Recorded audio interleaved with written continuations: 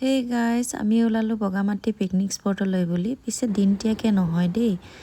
আমাৰ বান্ধৱীকেইজনীৰ মাজত এটা পৰম্পৰা আছে, সেইটো হৈছে আপোনাৰ বছৰৰ শেষত নতুবা আৰম্ভণিতে ক'ৰবাত গৈ এসাঁজ লগে ভাগে খোৱা। সেয়ে সিদ্ধান্ত ল'লোঁ বগামাটি ইক' কেম্পলৈ যোৱাৰ। কিন্তু দিনতীয়াকৈ নহয় দেই গাইজ, একেবাৰে দিনে ৰাতি এনজয় কৰি পিছদিনাখন ৰাতিপুৱাহে ঘৰমুৱা হ'লোঁ। এয়া ৰাস্তাৰ দুয়োকাষে থকা সোণোৱালী পথাৰ আৰু প্ৰকৃতিৰ মনোমোহা দৃশ্যবোৰ উপভোগ কৰি আমি ফাইনেলি বগামাটি পিকনিক স্পট পাই গ'লোহি। আৰু ইয়াত আহিয়ে গম পালোঁ আমাৰ এটা সৰু মিষ্টেক হৈ গ'ল। মিষ্টেকটো মানে এনেকুৱা যে আমি ৰাতি য'ত থাকিম বুলি মানে ভাবি আহিছোঁ, তাত সেই ৰিজৰ্টখনলৈ যাবৰ কাৰণে green trek and adventure Bogamati eco' camp, তাতে যাবলৈ হ'লে অন্য এটা ৰাস্তাইদি আহিব লাগে। তেতিয়া আপোনাৰ এই নদীখন পাৰ হোৱাৰ প্ৰয়োজন নাথাকে। তো আমি বেলেগ এটা ৰাস্তাইদি সোমালোঁ। সেয়ে এতিয়া আমি সেই ৰিজৰ্টখনলৈ বুলি এনেকৈ নাৱেদি নদী পাৰ হৈ যাব লাগিব। একো নাই, এইটো এটা বেলেগ ধৰণৰ মজা। এনেকৈ আমি নাৱেদি নদীখন ইপাৰৰ পৰা সিপাৰ হ'লোঁ। বেচেৰা এই দাদাজনলৈ দেখিছেনে, পানী অৱশ্যে সিমান বহুত বেছিও নাছিল। তথাপিও তেওঁলোকে ক'লে যে আপোনালোকে এনেকৈ পাৰ হ'ব নোৱাৰিব, যদিও ছাইডৰ পানীখিনি কম আছে, মাজত অকণমান ঠাই পানীটো অলপ দ আছে, আৰু সেইকাৰণে সেইকণৰ কাৰণে এনেকৈ তেওঁলোকে নাৱত পাৰ কৰি দিয়ে।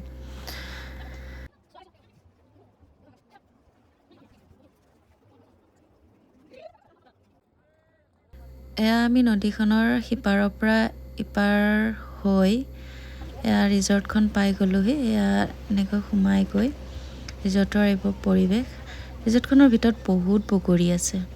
বগৰীবোৰ অৱশ্যে সিমানকৈ পকা নাই, তথাপিও দুই এটা খাব পৰা হৈছে। সোমাই গৈ আমি ৰাতি ক'ত থাকিম সেইখিনি তাৰ ব্যৱস্থা কৰি ল'লোঁ। সেইফালে এটা খেৰীঘৰ আছে, সেইটোতো আপুনি থাকিব পাৰে, নতুবা এইফালে টেণ্টতো থাকিব পাৰে। একেবাৰে শান্তিপূৰ্ণ ঠাই, চাৰিওফালে গছ গছনি, পাহাৰ, কেৱল মাত্ৰ শুনিবলৈ পাইছোঁ চৰাই চিৰিকটিৰ মাত আৰু কাষেৰে বৈ যোৱা নদীখনৰ কুলু কুলু শব্দ।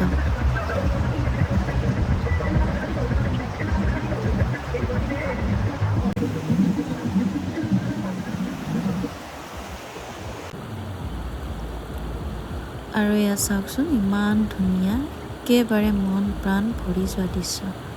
সঁচাকৈ এনেকুৱা ঠাইবোৰলৈ আহিলে মনবোৰ বৰ ভাল লাগে।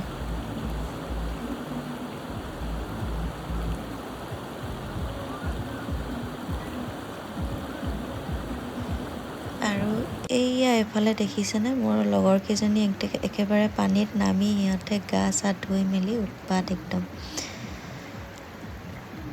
বহুত দেৰি এনেকৈ থাকিলোঁ। ইফালে পেটৰ পোককেইটায়ো ঘণ্টা বজাইছে খাবলৈ আহাৰ বিচাৰি। সেয়েহে তাৰ পৰা আহি কাপোৰ কানি সলাই মেলি এইবাৰ চিধা গ'লোঁ একেবাৰে ডাইনিং হললৈ বুলি। যি আমাৰ লাঞ্চত আছিলে এয়া একেবাৰে চিম্পলকৈ দাইল, কিন্তু চিম্পল হ'লেও তেওঁলোকৰ খানাটো কিন্তু বহুত টেষ্টি আছিলে।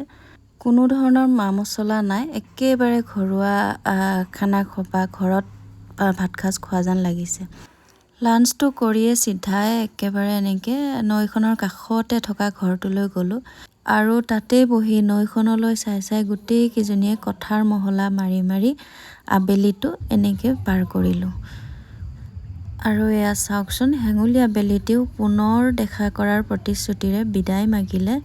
উৰি ফুৰা চৰাইজাকেও বাহলৈ বুলি ঢাপলি মেলিছে। আৰু ময়ো আজিলৈ ইমানতে সামৰিলোঁ, বাই।